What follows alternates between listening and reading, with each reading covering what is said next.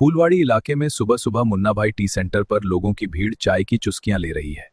चुनावी माहौल है, इसलिए हर तरफ सिर्फ वोट की चर्चा है। कुछ लोग निराशा में कहते हैं, पिछली बार जिन्हें वोट दिया था वे जीतने के बाद कभी वापस नहीं आए, इस इलाके में झांकने तक नहीं आए। इस बार पूरी बस्ती ने एक सुर में तय किया है कि जो व्यक्ति हमारे सुख दुख में हमारे साथ खड़ा रहा है वही हमारा सच्चा साथी है। ये वोट उसी के नाम जाएगा। चाय की चुस्की के साथ आवाज आती है, हमारा बेटा, हमारा भाई अब्दुल गफ्फार मेमन जहां कहेगा हमारा वोट वहीं गिरेगा।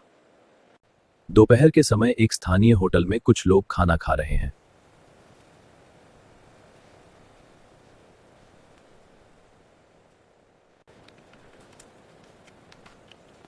तभी दूसरी पार्टी का एक व्यक्ति वहां आता है और पूछता है, भाई, इस बार क्या माहौल है? वोट किसे दे रहे हो? तो भाइयों, इस बार क्या कहना है? इस बार तो हमारे भाई अब्दुल गफ्फार मेमन जहां कहेंगे हम वही बटन दबाएंगे। तभी दूसरा व्यक्ति जोर से कहता है, भाई, इस बार तो सिर्फ 7, 9, 12 और 14 नंबर ही चलेगा। हाँ। शाम का समय है और मोहल्ले की महिलाएं एक जगह इकट्ठा हैं। कोई आंगन में झाड़ू लगा रही है, कोई लहसुन छील रही है, तो कोई घर का काम कर रही है।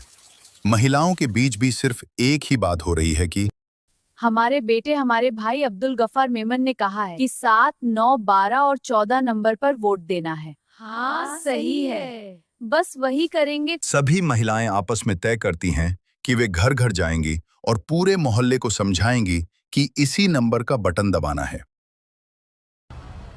चाचा, इस बार कहां वोट दोगे? अब्दुल गफ्फार मेमन ने 7, 9, 12 और 14 नंबर कहा है, तो उसी पर मुहर लगेगी। हाँ चाचा, मेरा वोट भी वहीं जाएगा। वहीं दूसरी तरफ इलाके के एक साड़ी कारखाने में जहां रंगाई का काम चल रहा है, इस बार अब्दुल गफ्फार मेमन के बताए नंबरों पर ही बटन दबेगा। हाँ, सही है।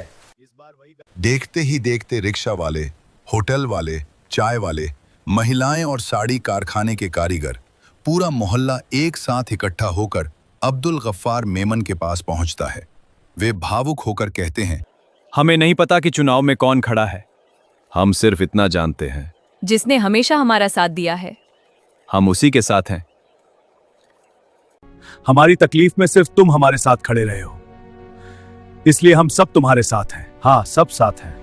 अचानक पूरी भीड़ एक साथ जोरदार आवाज लगाती है, 7, 9, 12, 14। लोगों का यह अटूट प्यार देखकर अब्दुल गफ्फार मेमन भावुक हो जाते हैं और हाथ जोड़कर सबका धन्यवाद करते हैं।